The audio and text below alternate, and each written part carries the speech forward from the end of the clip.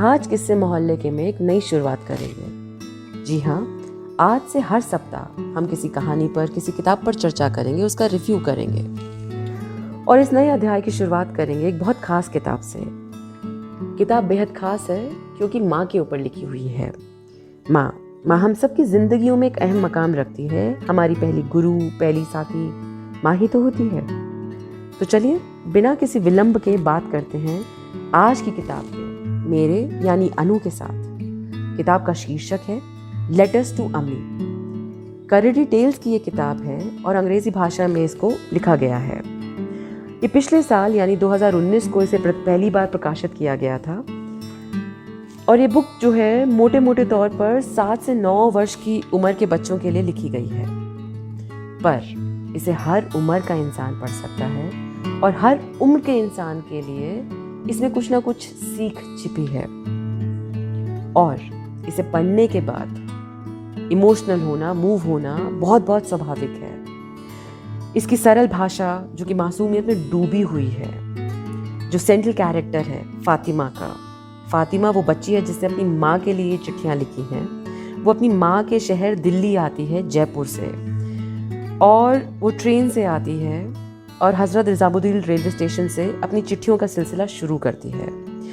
वो अपने हर पल को खतों में कैद करती है और अपनी माँ को अपनी दिल्ली की यात्रा में शामिल करती है। दिल्ली उसकी माँ का शहर है और वो माँ की नज़रों से इस शहर को देखते हुए अपने जज्बातों को दिल्ली की स्मारकों के साथ, हिस्टोरिकल मॉन्यूमेंट्स के साथ अपने लफ्ज़ों में बहुत खूबसूरती से पिरोती है। 11 चिट्ठियाँ हैं इस किताब में और वो दिल को संजीदगी से छूती हैं। हर पन्ने पे कोई फोटोग्राफ है, इलस्ट्रेशंस हैं और दोनों का तालमेल गजब है।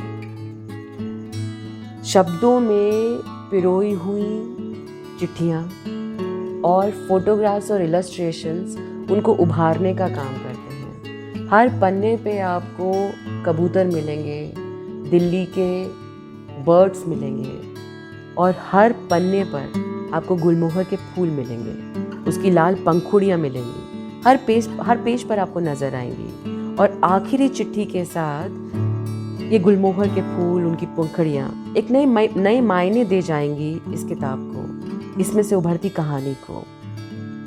आफ्ताब यूसुफ शेख जो कि एक मुंबई में रहते हैं, कवि हैं, लेखक हैं और इसके साथ साथ अंग्रेजी पढ़ाते हैं और वो कहते हैं उनका दिल्ली से एक नाता है और वो नाता उनकी चिट्ठियों में बहुत खूबसूरती से आता है।